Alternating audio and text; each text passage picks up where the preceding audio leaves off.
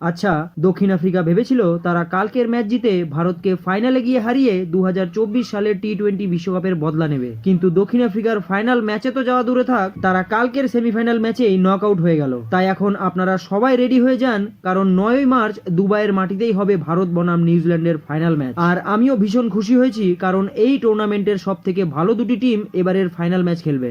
আর সবাই যতই বলুক না কেন যে দুবাইয়ের মাটিতে ইন্ডিয়া খেলে আনফেয়ার অ্যাডভান্টেজ পেয়েছে, এটা একদম ভুল। কারণ ভারত যদি পাকিস্তানের মাটিতে খেলতো তাহলে তাদের প্রত্যেকটি ম্যাচই পাকিস্তানের লিস্ট অনুযায়ী লাহোরের একটি স্টেডিয়ামেই খেলা হতো, তাহলে ভারত তো সেখানেও অ্যাডভান্টেজ পেত, তাই না? তবে কালকের ম্যাচ দক্ষিণ আফ্রিকা হারার আগে প্রথমে তারা টসে হেরে যায়, তারপর নিউজিল্যান্ডের রচিন রবীন্দ্র আর কেন উইলিয়ামসন এত সুন্দর খেলে যে দুজনেই নিজের নিজের সেঞ্চুরি পূরণ করে ফেলে। এদের দুজনের জন্যই নিউজিল্যান্ড 362 রান করে 363 রানের টার্গেট দেয় দক্ষিণ আফ্রিকাকে। আর চ্যাম্পিয়ন ট্রফির ইতিহাসে এত বড় টার্গেট আজ পর্যন্ত কেউ দিতে পারেনি। তাই এত বড় টার্গেট দেওয়ার পর নিউজিল্যান্ড আগেই ম্যাচ জিতে গিয়েছিল, খালি এটাই দেখার বাকি ছিল যে দক্ষিণ আফ্রিকা এই ম্যাচ আসলে কত রানে হারে। তাই ডেভিড মিলারের সেঞ্চুরি করার পরেও দক্ষিণ আফ্রিকা তাদের সেমিফাইনাল ম্যাচ 50 রানে হেরে এবারের চ্যাম্পিয়ন্স ট্রফি থেকে একেবারে চির বিদায় নিল।